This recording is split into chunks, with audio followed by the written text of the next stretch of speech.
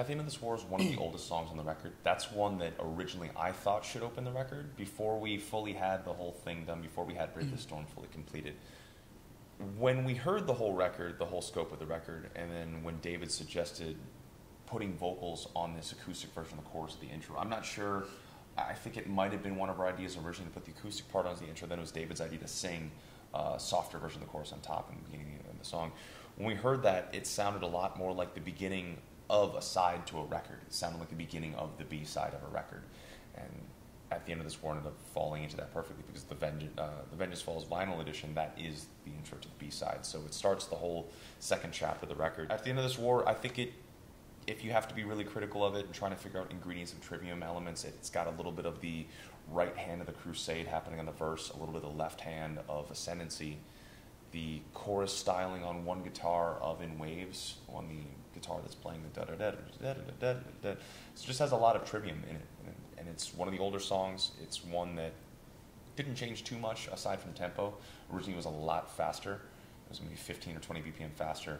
And David suggested we pull it back and allow this song to breathe a little bit, and it really benefited from that. It's still fast, but like listening back to the original demo, It was like you couldn't even really Play it. make out like what was happening. And at first when we slowed it down, I was like, oh, it's weird to slow it down. But then when you really look at it now, it's like, oh, you can really hear the riff, and you appreciate it a lot more because you can hear all the notes really well while still being fast, just pulling back a little bit, and it definitely made a big difference for it.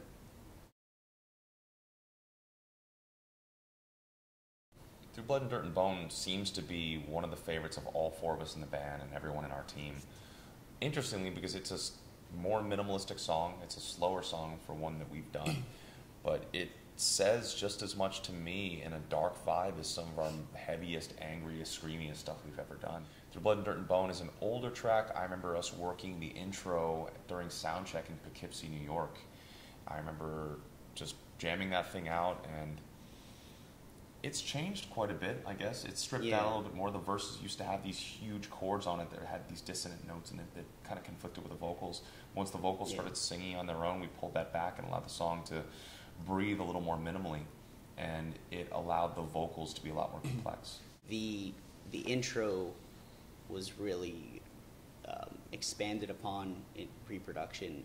Like initially, I think like the first part of the intro was how it sounded for like the whole time, and then it did the build up. It was like 32 times. But it didn't. It didn't have like any of the lock up kind of proggy sounding stuff, and that was another suggestion from David, was to just make this really, really interesting intro for us. And it's got to be one of the most epic points of the album. And I think the lyrics, the way the riffs sound, just kind of the somber vibe of the song really stands out on the album because there's nothing else like it on it.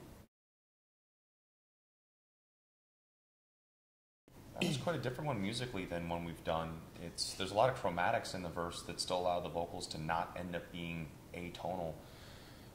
It's funny because when you think of record labels and sometimes bands that turn their records in, and sometimes the label's like, oh, we don't have these songs, and we're not sure about singles or all this. But Villainy Thrives end up being a favorite of most of the people that we work with at the label internationally, which is really cool. Yeah, we never really thought of the song like in that way when writing it. But it was a lot of people internationally, like whether I can think of a couple from New York, a couple from the UK, that were saying that that's their favorite song on the record. That's a good thing. It's definitely got a really, really good like groove locked in, kick drum, guitar, bass, everything. And I think one of my favorite parts of that song is after the first chorus, when the vocals come in, it's almost like it starts like on a different.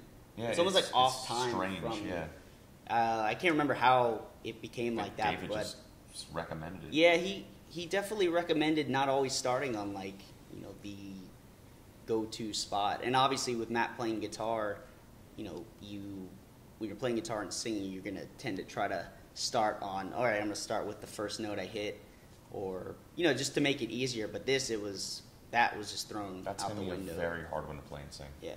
Just because the rhythm is so different vocally and guitar-wise. We'll figure it out someday.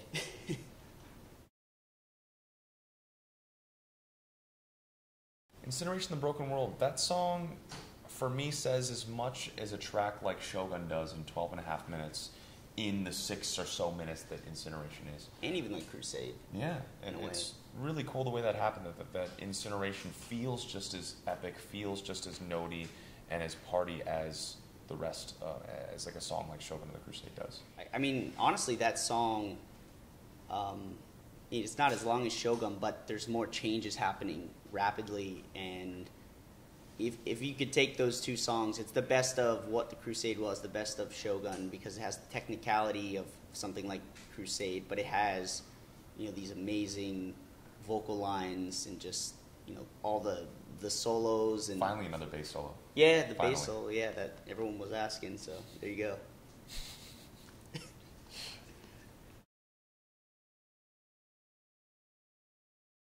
Wake is another one of the favorites between the four of us in the band. It's one that we've had for quite a bit of time.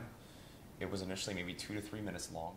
David helped us streamline it by, the intro just kind of kept repeating, didn't really grow, didn't really have a dynamic. It would build, stop, it built up, and then we dropped it back down, and you kind of just pointed out, you've built this up to like it's going to just, explode and go into something, and then it just stops. And,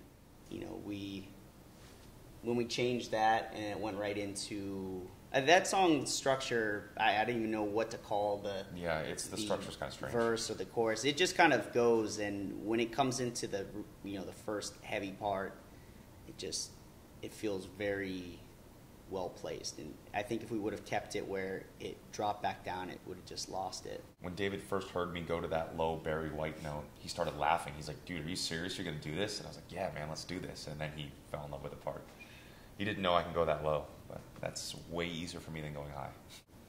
Yeah, it's a very, very minimalistic as well. I think the first line or so is just one vocal track. Then it starts to build. But when I went over for the mix with Colin Richardson and Carl Bown, and when they were doing that part, it was they had initially, I think they had more of a double to start, but it honestly sounded better when it was just more minimal. It sounded more just in your face, and I think even they were saying it's the best vocals captured for Matt ever on a Trivium record. And Colin has worked with us the most out of anyone. He's heard Matt on the last 4 records. Crusade, Shogun, and Waves. So he's heard the progression more so than anyone. So I think. And he hears it without anything. When I heard solo vocal tracks. When he said that, I was like, that's a big compliment coming from someone that's heard all this stuff from the very basic raw version to the final mix.